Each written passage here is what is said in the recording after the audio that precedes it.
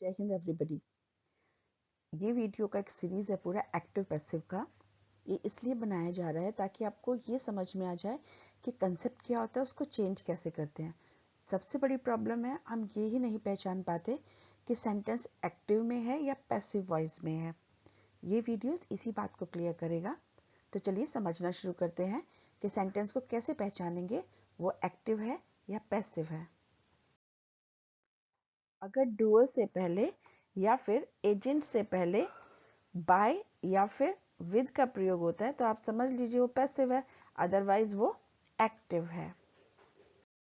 इस स्लाइड को अपने पास लिखकर भी आप रख सकते हैं, ये बहुत इंपॉर्टेंट है और ये श्योर है कि इसके बाद आपको एक्टिव और पैसिव की पहचान करनी आ जाती है, क्योंकि कभी कभी पैसिव सेंटेंसेस में बाय या विद का प्रयोग नहीं होता। बावजूद इसके भी आप पहचान सकते हैं टेंसेस से कि ये एक्टिव है या पैसिव है। फॉर एग्जाम्पल, अगर वर्ब की फर्स्ट फॉर्म उसमें एस लगा हो या ई एस लगा हो, सेंटेंस के अंदर आ रहा है तो वो एक्टिव ही होगा। लेकिन अगर बी फॉर्म के साथ यानी इज आर एम के साथ वर्ब की थर्ड फॉर्म आ रही है तो ये पैसिव है। सेकेंड फॉर्म अगर आती है सेंटेंस के अंदर तो ये एक्टिव होता है, जबकि बी फॉर्म यानी वॉज और वर के बाद अगर थर्ड फॉर्म लगी है तो ये पैसिव है। विल के बाद अगर वर्ड की फर्स्ट फॉर्म लगी है तो ये एक्टिव है, जबकि विल के बाद अगर बी लगा है और फिर थर्ड फॉर्म भी आई है तो ये पैसिव है। इसके बाद यानी बी फॉर्म के बाद अगर आईएनजी लगा हुआ है, is are am was were, यहाँ पर बी फॉर्म कुछ भी हो सकता है, तो फिर बी फॉर्म के बाद अगर बीइंग लग गया तो फिर और फिर थर्ड फॉर्म आ गया तो ये आपका पैसिव वॉइस आ जाता है। हैज़ के बाद अगर थर्ड फॉर्म है सीधे तो फिर ये एक्टिव है, लेकिन अगर हैज़ के बाद बीन लग गया और उसके बाद थर्ड फॉर्म लगी है तो इसका मतलब ये पैसिव हो गया। कैन, हमने कैन यहाँ पर एक स्पेशल वर्ड ले लिया है, अदरवाइज कोई भी मॉडल है जैसे can, could, shall, should, will, would, इस तरह से मॉडल्स अगर होते हैं और उनके बाद वर्ब की फर्स्ट फॉर्म आ जाए तो ये एक्टिव है, जबकि अगर मॉडल्स के बाद बी लग जाए तो ये और फिर थर्ड फॉर्म भी आ जाए तो ये पैसिव है। इस स्लाइड को आप जितनी बार चाहे रिपीट करके देखिए, लेकिन आपको समझ में आ जाना चाहिए कि वर्ब की अगर ये फॉर्म्स हैं तो एक्टिव ही होगा और ये हैं तो पैसिव ही होंगे।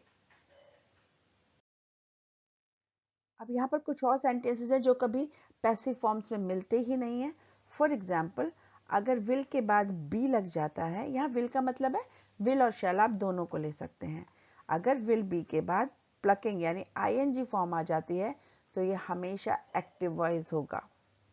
इसके अलावा अगर हैव फॉर्म्स में से आप कुछ भी ले लीजिए, हैव, हैज या हैड, अगर इसके बाद बीन और फिर वर्ब की आईएनजी फॉर्म आ रही है तो ये एक्टिव ही होगा, ये पैसिव नहीं हो सकता।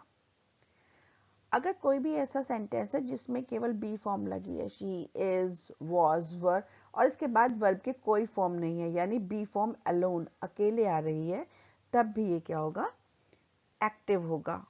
और अगर हैव फॉर्म्स आ रही हैं, अलोन यानी अकेले आती हैं, उसके बाद कोई वर्ब की फॉर्म ही नहीं आ रही है, तब भी ये क्या होगा, एक्टिव वॉइस होगा। तो इस तरीके से आपने देखा कि एक्टिव वॉइस और पैसिव वॉइस को पहचानना बहुत आसान है। मुश्किल से 6 या 7 नियम हैं। अगर आप इन्हें पहचान लेते हैं, और आपको मेरा एक सजेशन रहेगा कि आप एक काम करिए, या तो एक्टिव के सारे रूल्स याद कर लीजिए कि इनको एक्टिव कहते हैं, जो बाकी बचेंगे सब पैसिव है, और या फिर एक काम करिए पैसिव के रूल्स आप पकड़ लीजिए, क्योंकि कम है ना, तो पैसिव के रूल्स आप पकड़ लीजिए, भाई ये वाली चीजें पैसिव होती है, इसके अलावा जो कुछ भी वर्ब में होगा वो सब एक्टिव होगा। ये एक्सरसाइजेज हैं जिसको करके आप पता कर सकते हैं कि आपको एक्टिव पैसिव समझ में आया या नहीं आया।